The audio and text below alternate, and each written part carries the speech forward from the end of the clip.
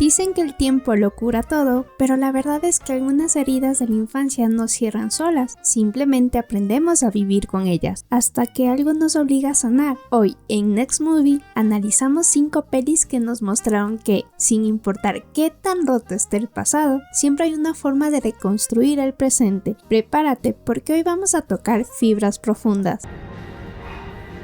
Empezamos este análisis con Fragmentado, y seamos sinceros, esta peli va mucho más allá del suspenso. Es un análisis psicológico profundo que toca temas muy delicados, y hay que decirlo, la forma en la que presenta el trastorno de identidad disociativo como un mecanismo de defensa extremo es tan impactante como sensible. Para entender a Kevin, primero tenemos que mirar su infancia, marcada por una crianza muy dura y una madre obsesiva y violenta. La realidad es que cuando un niño enfrenta un dolor que supera su capacidad de entenderlo, la mente busca protegerse, y en su caso, no solo se desconectó, se fragmentó en 23 personalidades distintas. Personalmente, lo más fuerte es comprender que estas personalidades no aparecen por casualidad. Cada una cumple un propósito. Barry intenta mantener el equilibrio, mientras que Dennis y Patricia surgen para controlar situaciones que reflejan directamente lo que Kevin vivió. Y aquí hay que decirlo con respeto, no son villanos, son mecanismos de protección, son formas que encontró su mente para que ese niño vulnerable no tuviera que volver a sentir el mismo miedo de su pasado. Y luego aparece la bestia, y todo cambia. Este momento representa cómo el dolor puede transformarse en algo mucho más complejo. La bestia encarna esa idea de que quienes han pasado por experiencias muy difíciles desarrollan una forma distinta de ver el mundo. Pero hay otro punto clave, y es el contraste con Casey, porque mientras Kevin se fragmenta hacia afuera,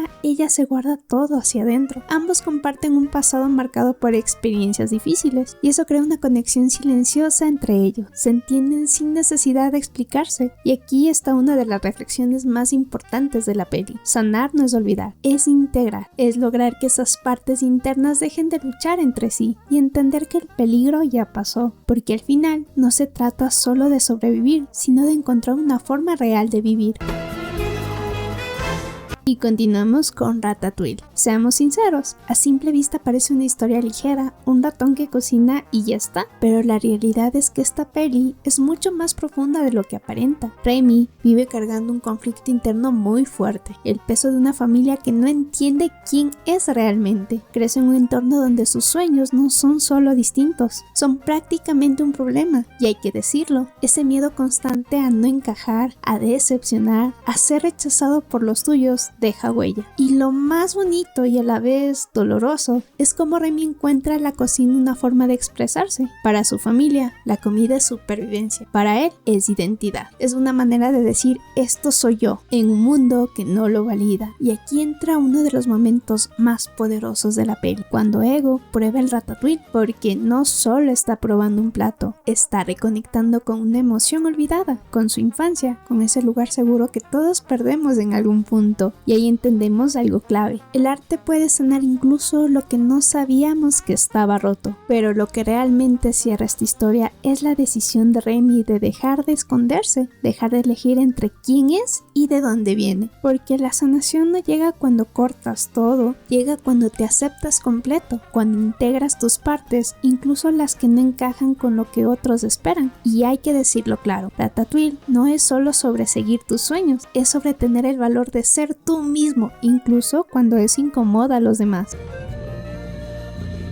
El siguiente en esta lista es El Rey León. Y para ser honestos, esta no es solo una historia bonita de Disney, es el ejemplo perfecto de cómo una herida de la infancia puede marcar toda tu vida si no la enfrentas, porque lo que rompe a Simba no es solo la pérdida de Mufasa, es la culpa que le siembra. Scar no solo le quita a su padre, le implanta la idea de que él fue el responsable. Y hay que decirlo, cargar con algo así siendo niño te destruye por dentro. Y sabes, Simba no huye por cobardía, huye porque no puede vivir con quien cree que es. Y Y aquí es donde entra algo muy interesante, el famoso Hakuna Matata, que sí, suena bonito, suena liberador, pero la realidad es que para Simba es una forma de escapar, es sobrevivir sin mirar atrás, sin mentir, sin recordar. Vive en un lugar tranquilo, sin preocupaciones, pero también sin crecimiento, porque cuando decides enterrar lo que te duele, no desaparece, solo se queda ahí esperando, hasta que llega Rafiki, y hay que decirlo, él representa ese momento necesario donde ya no puede seguir huyendo. Cuando Simba ve su reflejo y entiende que su padre sigue viviendo en él, todo cambia, porque sanar no es recuperar lo que perdiste, es aprender a vivir con eso dentro de ti. Y el verdadero giro llega cuando Simba regresa, no para pelear, sino para enfrentar su verdad. El momento más fuerte no es la batalla, es cuando se atreve a decir lo que lleva años callando. Y en ese instante rompe la cadena que lo tenía atrapado, porque la realidad es que el miedo pierde poder cuando dejas de esconderte. Simba deja de ser el niño que huye y se convierte en alguien que acepta su historia, con todo lo que duele. Y ahí está la lección,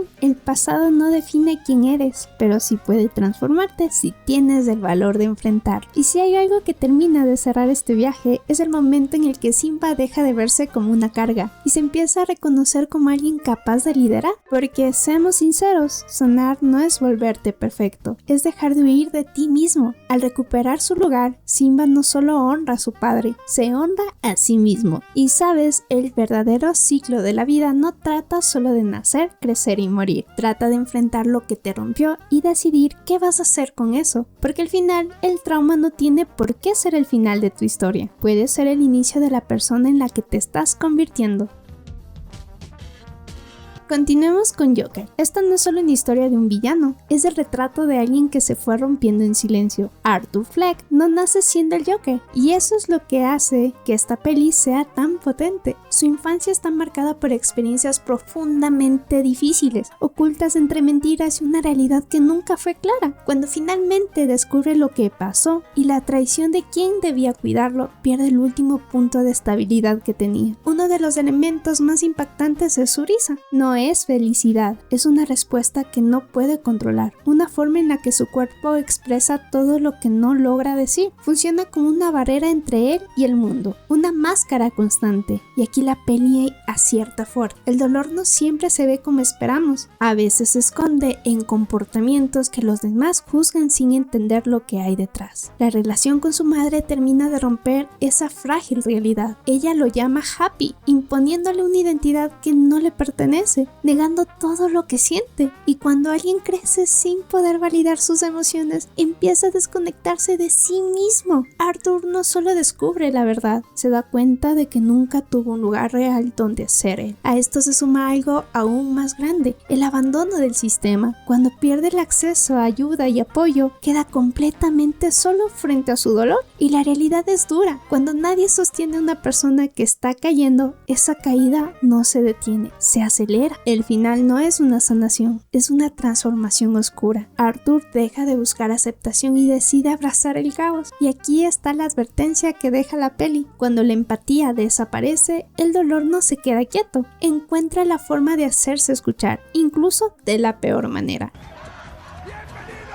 Cerramos este top con El gato con botas, el último deseo. Después de todo lo que vimos, esta peli llega con un respiro, pero no por eso es menos profunda. El gato comienza siendo una leyenda que se cree intocable, alguien que vive como si nada pudiera afectarlo, pero la realidad es otra. Detrás de esa seguridad hay miedo. Ha perdido 8 de sus 9 vidas, y lo que vemos es alguien que ha construido una máscara para no enfrentar su propia fragilidad. La aparición del lobo cambia todo, porque no es solo un villano, es la representación de ese miedo que te persigue cuando no lo enfrentas. Cada silbido lo paraliza, lo obliga a recordar que no puedes seguir huyendo. Y aquí la peli acierta muchísimo. El pasado no desaparece solo porque lo ignores. El miedo vuelve, se hace presente y te obliga a mirarlo de frente tarde o temprano. El verdadero cambio ocurre cuando el gato deja de correr, cuando acepta que tiene miedo y lo dice en voz alta. Porque sanar no es dejar de sentir, es permitirte sentir sin esconderte. Y en ese proceso Kitty y Perrito se vuelven clave, especialmente Perrito, que a pesar de haber vivido experiencias muy duras, elige ser luz. Él representa ese apoyo que no juzga, que no presiona, simplemente está, y a veces eso es exactamente lo que necesitamos para empezar a sanar. Y el cierre es simplemente perfecto. El gato deja de obsesionarse con recuperar lo que perdió y decide proteger lo que le queda, porque al final la vida no se trata de tener más oportunidades, se trata de valorar lo que tienes ahora. No elimine el miedo, pero aprende a vivir con él. Y ahí está la lección: no necesitas ser invencible para vivir plenamente, solo necesitas dejar de huir. Al final, el pasado puede marcarte, pero no tiene por qué definirte. Gracias por acompañarme en este viaje. Estas historias nos recuerdan que sanar es enfrentar y decidir quién eres. Cuéntame en los comentarios qué película te llegó más. Y no olvides dejar tu like, suscribirte y activar la campanita. Nos vemos en el próximo video. Bye bye.